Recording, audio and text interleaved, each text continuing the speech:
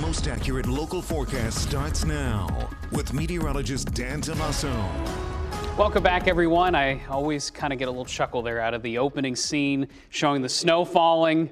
We had a little bit of snow yesterday, but keyword is little. No, not like that. And yesterday's high, by the way, this is the fun part about this time of the year. You can get some wacky things going on. Yesterday's high was actually 48 degrees. It happened just after midnight. So it never felt as warm as 48 yesterday, but that was the record. That was the high for the day. Today will be about at least 10 degrees colder than that for high temperatures. And the reason being, we actually have some Arctic air that's been moving in. Here's Camp Hill right now. It's leading to these clear skies, a lot of sunshine, but the flow is out of the northwest. It's leading to some lake effect snow showers. All that means for us is that we are seeing some cold air move in today, but also rebound tomorrow before the next batch of cold air arrives. So an active storm track to our south, colder, drier air moving in, but there's more where that came from. We actually do have a brush with more, I would even say, atypical air for this time of the year. We've been talking a lot about being above normal, but how about below normal moving into the weekend, at least to start out. So temperatures today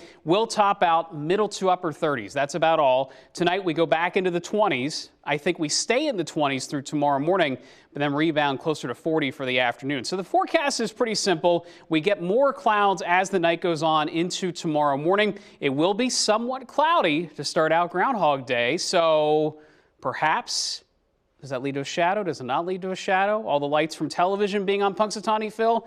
I'm just saying, something to watch out for tomorrow morning. Now, heading into Friday, that's when the cold air begins to move through. An Arctic front does move by. I've been talking about this the last couple of days, that we really see this brush by of extremely cold air to the north. So here's the weather pattern for the weekend. We start out in this big dip. So big area of low pressure, seeing overall a lot of cold air moving in, but on the flip side of that, out west, there's this bulge of warmer air that wants to move in. So this comes by, the cold air, for about 2 days, Friday into Saturday, and then all of a sudden that warm air begins to spread out to the east. So it is a very quick hit of cold air, and it doesn't come with snow. The forecast is staying pretty quiet. Here we go. In terms of our trends, today 36, tomorrow 42, Friday, 25. So nothing consistent here at all. And then looking ahead in the 7-day forecast, this is when things get interesting next week. So we go from a cold couple of days, Friday and Saturday, multiple days now look like they're going to be at least 50 degrees for the middle of next week, James. I said in my tease, things are going to get toasty. Mid-50s are possible by the middle of next week. Second week of February, this winter is just bonkers.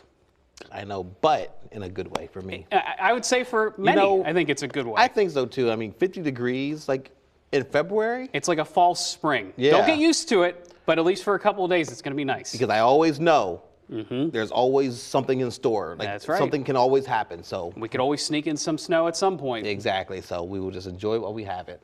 Thank you very much, Sure. Dan. We'll be right back.